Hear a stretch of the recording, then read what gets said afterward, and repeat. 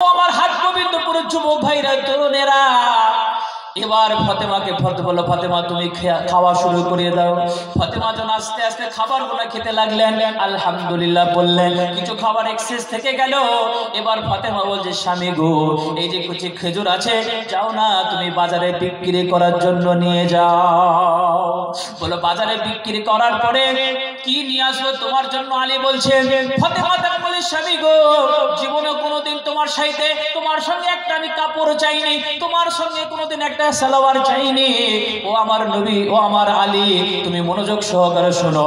যাও যাও যাও, তুমি বাজার থেকে আমার জন্য একটা আনার অথবা ডালিম নিয়ে এসো। কি নিয়ে এসো? ডালিম অথবা আনার নিয়ে এসো। বিশ্বনবীর জামাই আলী তিনি চললেন, আবার রাস্তা দিয়ে চললেন। যেতে যেতে যেতে যেতে যেতে বাজারে যখন পৌঁছাইয়া গেল, বাজারে যাওয়ার পরে সেগুলা বিক্রি করে, খেজুরগুলো বিক্রি করে একটা আনার হাদিস শরীফের মধ্যে এসেছে, অথবা একটা মানে আপনার বেদানা যাকে বলা হয় আপনার কি আনারস, এই দুইটি জিনিস কিতাবের মধ্যে এসেছে, হাদিসের মধ্যে এসেছে। বিক্রি করার পরে এবার তিনি নিয়ে আসতেন। আসার পথে এবার দুইজন ব্যক্তি যেন রাস্তাতে দাঁড়িয়ে আছে। আমার আল্লাহ রাব্বুল আলামিন বললেন, ও আমার ফেরেশতা, ও আমার ফেরেশতা, তুমি যাও যাও, এই মুহূর্তে তুমি আলীর সঙ্গে তুমি পরীক্ষা করো, দেখো আলী পরীক্ষায় পাশ করে যাবে। দুইজন ফেরেশতা কি করলেন? আলীর সামনে দাঁড়িয়ে গেল। আলীকে বলছে, আলী রে, তোমার কাছে কোনো খাবার আছে নাকি? আমরা খুব ক্ষুধার্ত, 10 দিন থেকে 15 দিন খেতে পাই না। একজন ভিক্ষুক সেজে আলীকে বলছে, আলী, তোমার কাছে শুনলাম নাকি একটা ডালিম রয়েছে, যদি ওই ডালিম থেকে যদি অর্ধেক যদি আমাকে দিয়ে দিতে, তাহলে আমার খিদাটা নিবারণ হতো। আলী বলছে, না, দেওয়া যাবে না। কি দেওয়া যাবে না? কেন যাবে না? বলছে, না, আমার বিবি ফাতেমা অনেক দিন থেকে চেয়েছিল, আমি কিছুই দিতে পারিনি, আজকে আমি আত্মা ভরে তাকে খাওয়াবো, সে কত খুশি হয়ে যাবে, আমার জন্য সে কত দোয়া করবে, আমি স্বামী হয়ে তার কাছে খাবার নিয়ে যাব, তার মনের খাবার, বাসনা খাবার, অতএব আমি দিতে পারবো না। এবার ভিক্ষুক কি বলছে জানেন? আলী রে শোনো, এই খাবার তুমি আমাকে দিতে হবে না, তুমি আল্লাহর রাস্তে, কার রাস্তে জোরে বলুন, আল্লাহর রাস্তে যদি তুমি আমাকে দিয়ে দাও রে আলী, তাহলে তোমার এই এক মানে অর্ধেক দেওয়ার জন্য তোমার আল্লাহ তোমাকে অনেক দান করিবে।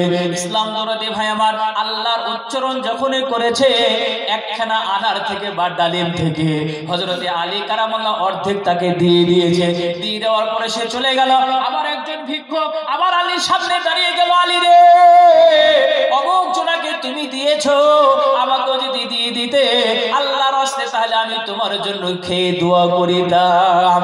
আলী কারামুল্লাহ ওয়াজহ বলল, আল্লাহ গো, তুমি আমাকে কি পরীক্ষায় ফেলেছো? আল্লাহ তোমার নাম করেছে পবিত্র কোরআনে, আল্লাহ তাআলা বলেছেন, মান জাবিল হাসানাতি ফালাহু আশরু আমসালিহা। একবার জোরে জোরে বলুন আল্লাহু আকবার। এত মানুষ হাতে আমি একাই ফাইটি ফেলছি, আপনারা কথা বলতে পারছেন না? বলুন আল্লাহু আকবার। না হচ্ছে না বাপ, যেমন আল্লাহু আকবার। বিদিওরা ভয়ে তারা কি করবে? থরথর করে কাঁপবে। বলুন নারায়ে তাকবীর, নারায়ে তাকবীর। বুঝতে পারছেন তো বন্ধুগণ আমার? এবার আপনাকে বলতে চাই, কি বলছিলাম বলুন তো, বলুন তাদের বলুন। আল্লাহ পাক বলছেন পারা নাম্বার 9, পারা নাম্বার কত? পারা নাম্বার হলো 9। আল্লাহ রাব্বুল আলামিন বলছেন, মান জা আবিল হাসানাতি ফালাহু আশরু আমসালিহা। আল্লাহর রাস্তায় যদি কোনো ব্যক্তি যদি এক দেয়, আমার আল্লাহ তাকে 10 দেবে। জোরে বলুন সুবহানাল্লাহ। এই কথা কোনো নবীর নয়, পবিত্র কোরআনে আল্লাহ তাআলা ইরশাদ করেছেন। ইসলাম দরদি ভাই আমার, একখানা আনার নিয়ে আসছিল, এবারে খালি হাতে আলী কারামুল্লাহ তিনি বাড়ির দিকে রওনা দিলেন।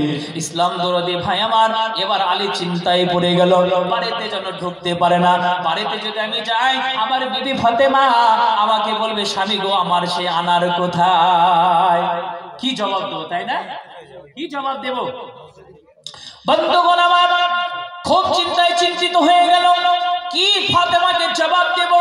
এবার কি করলেন? আলী কারামাল্লাহ বাড়িতে যখন পৌঁছায় গেলেন, ইসলাম দরদি ফাতেমা যেন ঘরের বারান্দা